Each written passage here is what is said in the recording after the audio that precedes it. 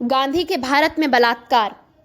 गांधी के इस देश में आज नेता, पुलिस और अफसर के गठजोड़ से उत्पन्न भ्रष्टाचार, घूसखोरी, लाल फीताशाही, लूट खसोट और इससे भी बढ़कर सांप्रदायिक दंगे एवं एक के बाद एक निरंतर हो रहे अपहरण और बलात्कार जैसी नृशंस अमानवीय कुकृत्यों से भारत माता की आत्मा कराह रही है।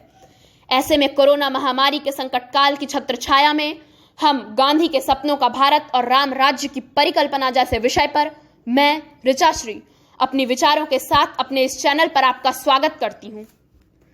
योनि नहीं है रे नारी, वह भी मानवीय प्रतिष्ठित, उसे पूर्ण स्वाधीन करो, वह रहे न नर पर अवसित।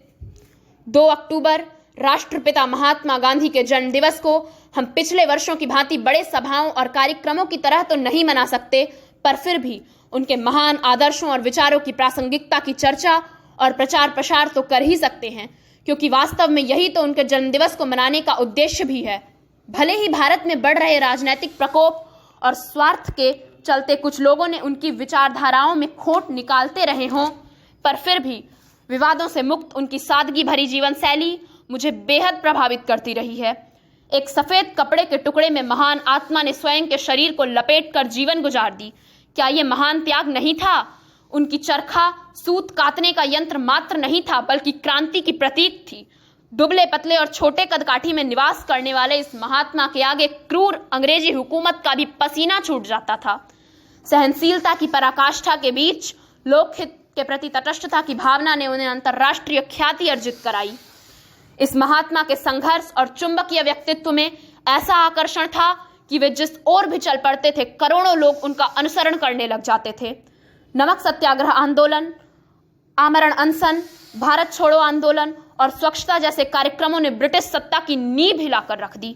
बापू हिंसा के सख्त खिलाफ थे और गरम दल के नेताओं को भी हिंसा का मार्ग न अपनाने का उपदेश करते थे। उनकी विचारधाराओं से उस समय भी सहमति न रखने वाले लोग भी उनका बेहद सम्मान करते थे। उनके भोजन में प्रतिदिन नीम की चटनी अवश्य हुआ करती थी, क्योंकि वे स्वास्थ्य के प्रति जागरूक भी थे और जीवा को भोजन के स्वाद से वंचित कर अपनी ज्ञानेंद्रियों को अनुशासित रखते थे। वे चाहते थे कि देश के लोग आत्मनिर्भर बने, इसीलिए लघु एवं कुटीर उद्योगों को प्रोत्साहित करते हुए स्वदेशी अपनाओं का नारा बुलंद किया। सभी धर्मों का समान रूप से आदर करना और ईश्वर की एकता के प्रति दृढ़ आस्थावान होना ही भारत के भविष्य की लोकतांत्रिक मर्यादाओं की आधारशिला थी। राष्ट्रपिता महात्मा गांधी ने एक ऐसे भारत की कल्पना की थी जिसमें सभी जाति धर्म के लोग परस्पर प्रेम और भाईचारे की भावना के साथ रह सकें। उन्होंने राम राज्य की परिकल्पना की थी, भारत में पुनर्स्थापित करने का सपना देखा था। गांधी जयंती के उपलक्ष्य पर उनके इस महान विचारों को प्रत्येक भारतीयों को अपनाना चाहिए।